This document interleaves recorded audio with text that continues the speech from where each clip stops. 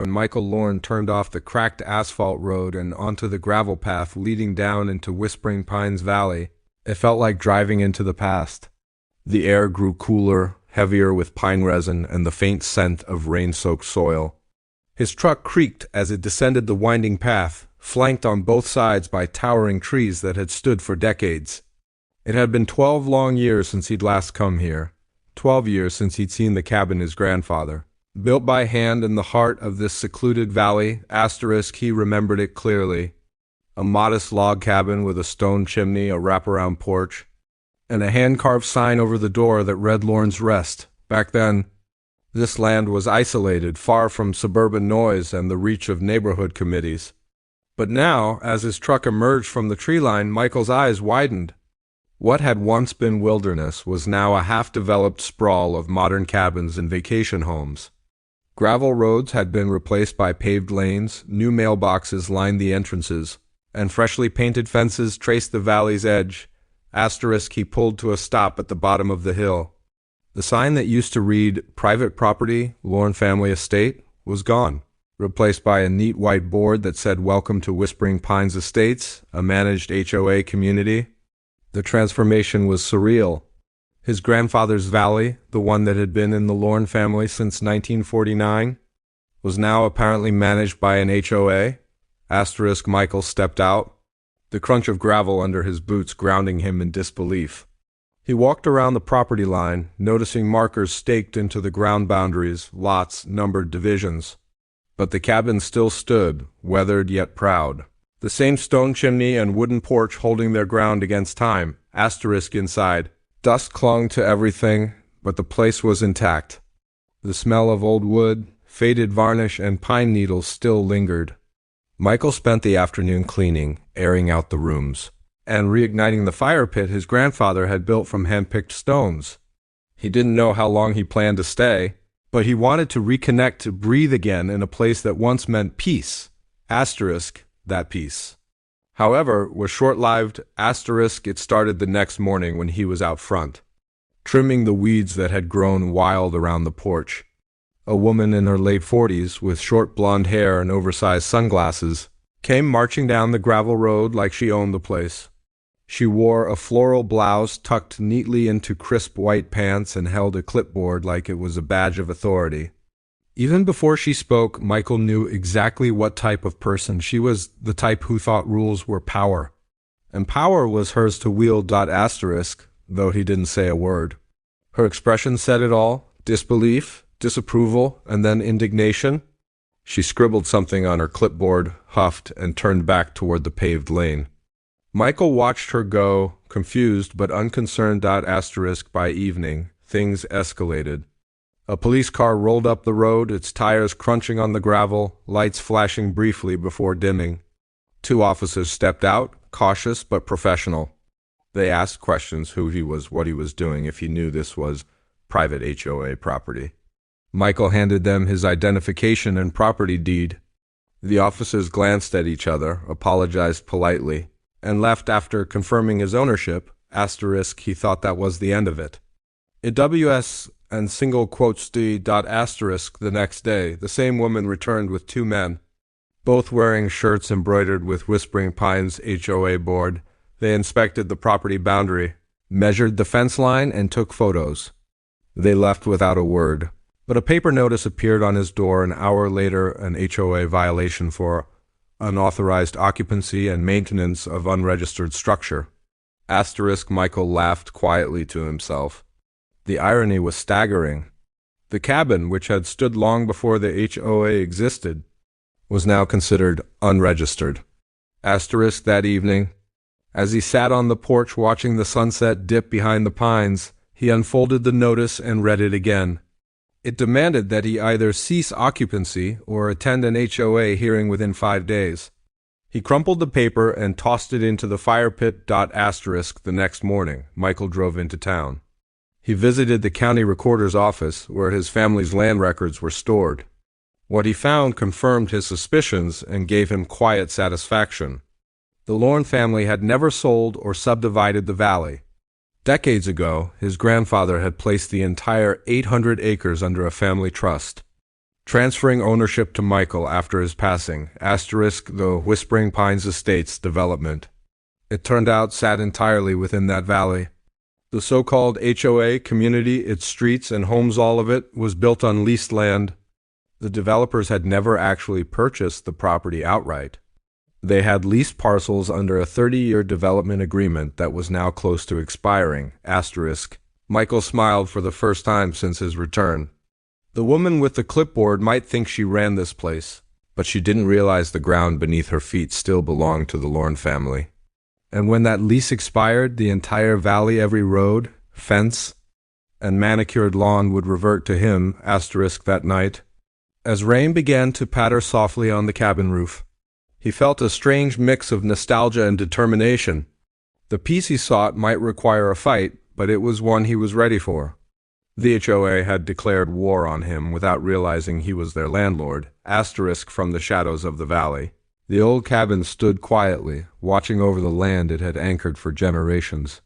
The forest whispered in the wind, as though welcoming its rightful owner home, asterisk the valley had a memory. And now, so did he, asterisk. Asterisk by the end of that week, the quiet hum of Whispering Pines Valley had turned into a low thrum of tension. Michael could feel it in the air, the kind of unease that spreads wordlessly through a community when gossip takes root. The woman with the clipboard, whose name he eventually learned was Karen Wexler, had wasted no time spreading her version of the story. In her telling, Michael was an intruder, a squatter who had broken into one of the old unregistered cabins and refused to leave. Asterisk soon. The neighbors began to stare when he passed by. Cars slowed near his property, their drivers pretending to check their GPS while craning their necks toward the cabin. He ignored it all, focusing instead on restoring the place, repairing the roof, cleaning the gutters, and trimming the ivy that had begun to creep up the sides of the porch. The smell of cut pine and varnish filled the air, mingling with the sound of distant lawnmowers from the HOA homes scattered across the valley. But the HOA wasn't done with him. 3 days after the first notice, another appeared on his door. This one was printed on official letterhead, stamped with the HOF seal. It demanded an immediate cease and desist of all construction activity, pending board approval. Attached was a fine $500, asterisk. Michael chuckled softly to himself. He wasn't doing construction. He was maintaining his own home on his own land. Still, the escalation amused him. Karen wasn't used to being ignored, and that was exactly what made her dangerous. Asterisk the following morning. 2 HOA Forces volunteers who treated their fluorescent vests like uniforms showed up uninvited. They paced around the perimeter of his cabin, snapping photos and muttering about unapproved modifications. Michael stood quietly by the porch rail, arms crossed, saying nothing. When they left, he went inside and wrote down every detail, every date, every incident, asterisk that same afternoon. He paid another visit to the county office. This time, he requested copies of the development lease and the original subdivision filings. The clerk, a tired man who had probably seen too many land disputes to care, handed over the records without question. What Michael found made him pause, asterisk. The development lease signed 28 years ago explicitly stated that all property rights within the valley reverted to the Lorne family trust at the end of the 30-year term. It even outlined that no permanent governing body, including an HOA, could extend control beyond that term without written consent from the property owner. That meant in less than 2 years, the HOA would have no legal authority to enforce anything, not fines, not meetings, not even access to the land, asterisk. Michael returned to his cabin that evening with a folder full of ammunition, asterisk, but Karen wasn't slowing down. Within days, she organized an emergency HOA meeting. Flyers appeared on community bulletin boards and mailboxes, warning residents of a trespasser disrupting community order. The meeting would be held at the new clubhouse, a modern building that sat right in the center of what used to be the Lorne family meadow. Michael decided to attend. The meeting was everything he expected. Folding chairs lined up neatly, a projector showing community rules, and Karen standing at the front like a self-appointed judge. She spoke with certainty, her voice sharp and polished. outlining supposed violations, unapproved occupancy, unregistered building, and potential environmental disruption. Asterisk, the residents listened, some nodding, some uneasy. To them, this was their community, their sanctuary. They had no idea that the woman lecturing them stood on land she didn't own. Asterisk, when the floor opened for public comment, Michael stood. His presence alone quieted the room. The whispers started. Someone recognized him as the man in the old cabin. Karen straightened, clearly irritated. Asterisk, without a word, Michael placed a folder on the table in front of her. Inside were copies of the land deed, the trust documents, and the development lease. Her confident expression faltered for the first time. He didn't need to say a thing. The paperwork spoke for itself. Asterisk, after a tense silence. He turned and walked out. Asterisk, by the next morning, the HOA board was in chaos. Half the members demanded an emergency review of the documents, while the other half accused Karen of overstepping her authority. The residents were confused, caught between loyalty to the HOA and the unsettling realization that everything they lived on might legally belong to someone else. Asterisk, Karen, however, refused to back down. Asterisk, she doubled her efforts, calling county inspectors, zoning officers, and even tried filing a complaint with the sheriff's office. But every agency reached the same conclusion. Michael Lorne's ownership was valid and protected. He wasn't trespassing. He was the lawful landowner of the entire valley. Asterisk, when those efforts failed, she resorted to pettier tactics. She had HOA members block the access road to his property with orange cones. A landscaping crew was sent to cut down trees near his fence line under the pretense of fire safety. One morning, he even found a for sale sign planted on his property with the HOAS logo stamped on it. Asterisk, Michael said nothing. He simply documented everything. Photos, dates, times. Asterisk, by mid-month, whispers began circulating that he was planning something. Karen's behavior had backfired. Residents started questioning the HOA's legitimacy. Some wondered aloud why they paid fees to an organization that didn't even own the land. Asterisk, then, one crisp morning, a thick envelope appeared in the HOAS mailbox addressed to the Board of Whispering Pines Estates. Inside was a legal notice from Michael's attorney. Asterisk, it was simple and devastating. The letter outlined that the development lease would expire in 18 months, after which all control and ownership would revert to the Lorne Family Trust. Upon expiration, all HOA operations would be dissolved, and all structures including roads, clubhouses, and communal areas would become subject to the Trust's approval. Asterisk, in essence, the HOA would cease to exist. Asterisk, Karen's outrage was immediate. She stormed into the Valley office, making frantic calls, trying to contact the original developers, searching for loopholes that didn't exist. But there were none. The land was his, and the law was unshakably on his side. Asterisk, that night, Michael sat by the fire in the cabin, the same fire pit that had warmed his grandfather decades ago. He looked out at the valley, now dotted with porch lights and manicured lawns. It was strange so much had changed, yet the heart of it remained the same.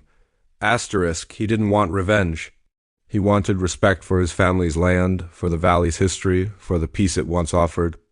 But if the HOA wanted a fight, he would give them one, and it would be fought on his terms. Asterisk, as the flames flickered and shadows danced along the walls, Michael realized something profound. Karen and her board were not just a nuisance, they were a symptom of a larger problem. People had built over this land without ever understanding who it belonged to or what it meant. Now they were about to learn. Asterisk, the following weeks in Whispering Pines Valley were a spectacle of unraveling order. The once the unquestioned authority of the valley, was fracturing from the inside. Karen Wexler, the board president, clung to her title with a desperation that was starting to border on obsession. Each morning she made her rounds through the neighborhood, clipboard in hand, lips pursed tight, pretending everything was normal. But behind the manicured lawns and cheerful facades, the residents had started to whisper. Asterisk, they whispered about Michael Lorne, about the man in the cabin who supposedly owned everything. Asterisk, Karen dismissed it as gossip at first, but the weight of it pressed on her with every passing day. Her phone rang constantly, residents demanding answers, board members threatening resignation, and the local news station requesting a statement about a property rights dispute in Whispering Pines Estates. Every call chipped away at the image she'd built for herself, the one of a composed, confident leader maintaining control. But control was slipping. Michael, on the other hand, went about his days in quiet purpose. He didn't need to say anything. His silence spoke volumes. His valley, was beginning to remember him. The trees swayed with a certain rhythm when the wind blew, the stream behind the cabin flowed a little clearer, and the animals that had vanished when the developers came began to return. Even the air felt heavier with something older, something alive. The valley had always been different. His grandfather used to say it had a soul, that it remembered every footstep, every voice that had ever echoed through it. When Michael was a child, he never understood what that meant. Now, sitting on his porch watching fog roll down from the ridges, he began to understand. The land didn't just belong to him. It recognized him. Meanwhile, Karen's retaliation was taking on new, erratic forms. When her official notices failed, she began to weaponize rumor. She told residents that Michael planned to evict them when the lease expired, that he intended to demolish their homes and sell the land to developers. Fear spread like wildfire. Some residents sent angry letters. Others drove by his property late at night, headlights flashing across his porch like silent warnings. Then came the real trouble. One evening, as Michael was closing the shutters, he noticed something strange, a faint orange glow near the base of the hill. He walked down the slope and found a pile of smoldering debris beside his fence. Garbage, scorched papers, and a half-burned sign that read, "Private Property." It hadn't been an accident. Someone had tried to send a message, he didn't call the police. He simply took photos, logged the incident, and reinforced the fence the next morning. But the act of quiet defiance, his refusal to react, only made Karen more unhinged, desperate to regain authority. She called a special meeting at the clubhouse, this time inviting all residents and promising to resolve the ownership issue once and for all. The evening of the meeting, the air was thick and tense. Rain clouds hung low over the valley as residents filled the clubhouse, murmuring anxiously. Karen stood at the front, her expression tight and her voice trembling slightly as she began her presentation. She displayed county maps, old lease documents, some real, some she'd clearly doctored, and spoke with a forced conviction about protecting their community from exploitation. She painted Michael as a schemer who had somehow tricked the county into believing he owned the land. Her eyes gleamed with the kind of righteousness that comes only from fear, but then, partway through her speech, the door opened. Michael stepped inside, soaked from the rain, holding a single worn leather folder. The room fell silent. He didn't say a word. He simply walked to the front table, placed the folder down beside Karen's maps, and stepped back. Inside were the original land grants, handwritten, sealed, and notarized, dating back to his grandfather's purchase in 1949. Attached was the legal trust certificate, verified and signed by the state. There was no argument left to make. The room was still except for the faint tapping of rain against the windows. Karen's face went pale. The residents turned toward her, eyes wide, realizing that every word she'd spoken had been a lie. The power she'd held for years, built on intimidation and the illusion of control, evaporated in that moment. Michael turned and left without saying a thing. By the next morning, half the HOA board had resigned. Karen, however, refused to accept defeat. She convinced herself that there had to be a way out, a loophole, a missing clause, anything that could let her keep her authority. She spent days digging through county records, calling lawyers, even driving to the next town to meet with a developer who had worked on the original project, but every search led to the same dead end. The land belonged entirely to the Lorne Trust, then. In her frustration, Karen did something reckless, late one night. She drove her SUV up the gravel road to Michael's cabin. Rain pounded on the windshield, lightning flashed across the valley, and thunder rolled through the hills. She parked at the edge of his property and got out, clutching a flashlight and a camera. Her plan was half-baked: to take photos, gather evidence, something she could twist into a legal complaint, asterisk, but as she moved deeper into the property, her confidence began to falter. The woods felt wrong, too quiet, too heavy. The wind whispered through the trees in strange, uneven tones, almost like voices murmuring just beyond hearing. Asterisk, her flashlight flickered. The beam caught on old wooden posts, moss-covered stones, and carved initials, markers of the land's long history. It was as if the valley itself was watching her trespass. Asterisk, when she finally reached the edge of the stream behind the cabin, she saw a weathered stone monument she'd never noticed before. The carving was barely legible, but she could make out the words, "This valley is the heart of the Lorne legacy. Protected forever." Asterisk. Karen stumbled back, heart racing.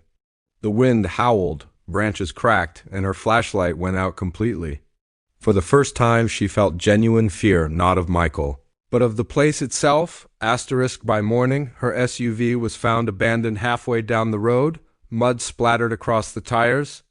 Karen herself was unharmed, but she refused to talk about what had happened that night. She skipped the next HOA meeting, stopped making rounds, and withdrew almost entirely from public view. Asterisk. The residents noticed, and slowly they began to reach out to Michael instead. Asterisk. He never gloated, never lectured. He simply listened, answered questions, and assured them that no one would lose their homes. He explained the truth: the leases would be renewed under new terms, ones that respected both the valley and its residents. For the first time, people began to see him not as an intruder, but as the rightful steward of the land. Asterisk. As autumn settled over Whispering Pines, the valley seemed to breathe easier. The air was calm again. The tension that had gripped the community began to fade. Asterisk. But beneath that calm, something was still shifting. Karen might have retreated, but she wasn't finished. In the privacy of her home, surrounded by stacks of papers and half-empty coffee cups, she was crafting a new plan, a final attempt to take back what she believed was hers. Asterisk. The valley, however, had other ideas. Asterisk. Winter came early to Whispering Pines Valley that year. The first frost dusted the tree branches white, and the air hung thick with stillness. The HOA, once a bustling force of rules and reprimands, had gone quiet. The clubhouse stood dark most nights, its windows cold and empty. The residents had begun to live freely again, planting decorations without permission, repainting mailboxes, walking their dogs without fear of fines. Asterisk. But beneath the surface of this fragile peace, a final storm was brewing. Asterisk. Karen Wexler had vanished from sight for nearly a month. Her absence brought a false sense of calm to the valley, but those who knew her best suspected that she wasn't gone, just waiting for a way to strike back, and she found one through old developer contacts and forgotten files. Karen discovered something buried deep in the county archives, a clause in the original lease that referenced community infrastructure built during the HOA's establishment. The language was vague, but to her desperate mind, it was a lifeline, a loophole she could exploit to claim partial control over the valley's public areas. Even after the lease expired, asterisk, it wasn't enough to truly change ownership, but it was enough to cause chaos. Asterisk. On the morning of January 3rd, flyers appeared across the community again, stapled to bulletin boards and mailboxes. Emergency meeting, Valley property crisis, all residents must attend. The notice bore the HOA's old letterhead and Karen's signature. Bold and defiant, asterisk, Whispering Pines had seen enough drama for a lifetime. But curiosity and fear still brought people to the clubhouse that evening. The parking lot was full, the air sharp and cold as residents shuffled in under the flickering porch light. Inside, Karen stood at the front, her posture rigid, her face pale but determined. The clipboard was gone. In its place, she held a thick binder of documents. Asterisk, her voice trembled at first, then gained strength. She told the residents that the Lorne claim was invalid, that she had found evidence proving the HOA still held rights to the land's communal zones. She spoke of protecting their homes, their investments, their way of life. Every word was soaked in the kind of conviction that only comes when truth has long been abandoned. Then the doors opened. Michael stepped inside. dressed in his old leather jacket, snow clinging to his boots. The murmurs quieted instantly. He didn't look angry or even defiant, just calm, as though he'd been expecting this moment all along. Without a word, he walked to the front of the room and placed a single folder on the podium beside her binder. He didn't need to speak. The resident's trust was already shifting. He nodded toward the documents and stepped back.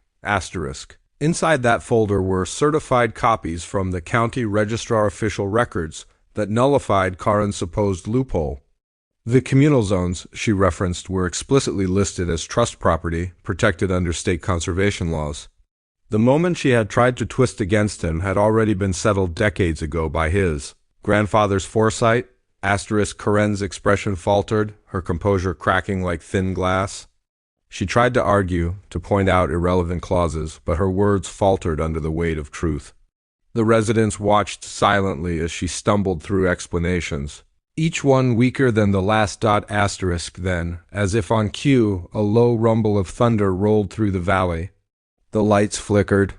The sound of wind pressed against the clubhouse walls, rattling the glass. People exchanged uneasy glances. Outside. The storm had arrived. Within minutes, rain came pouring down in heavy sheets. The old creek behind the clubhouse swelled, and the power went out completely. The only light came from flashlights and phone screens, their glow casting long shadows on the walls. In that dim chaos, something shifted, something deeper than the storm. The ground itself seemed to hum faintly, the wind howling through the trees in patterns too rhythmic to be natural. The valley, it seemed, was awake. Michael stepped forward, flashlight beam cutting through the dark.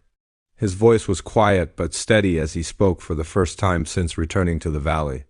He reminded the residents that this land was never meant to be ruled or restricted. It was meant to be lived in harmony, respected as something more than property lines and HOA regulations. As he spoke, the storm outside began to calm. The wind softened, the thunder faded into the distance, and the rain slowed to a gentle drizzle. The power flickered back on, and the room filled with a heavy silence. Every eye in the room was on him, not in fear, but in understanding. Karen stood frozen. The authority she'd clung to for so long had dissolved completely. For years, she had mistaken power for purpose and control for community. Now, she had neither. She left that night without another word. By morning, her house was empty. A moving truck sat briefly at her curb, and by afternoon, she was gone from Whispering Pines Valley for good. In the weeks that followed, the HOA officially disbanded. The clubhouse was turned into a community center managed by volunteers. The fines, the endless meetings, the paperwork all vanished. Residents began to rebuild trust, both with one another and with the land they lived on. Michael met with the county office and formally converted the Lorne Family Trust into a conservation trust, ensuring that the valley could never again be subdivided or sold. Each home remained under lease, but now the terms were fair: no arbitrary fees, no harassment, no violations. Just simple respect between people and the place they called home. Spring came early that year. Wildflowers bloomed across the meadows, the stream ran clear again, and the air was filled with the soft hum of life returning.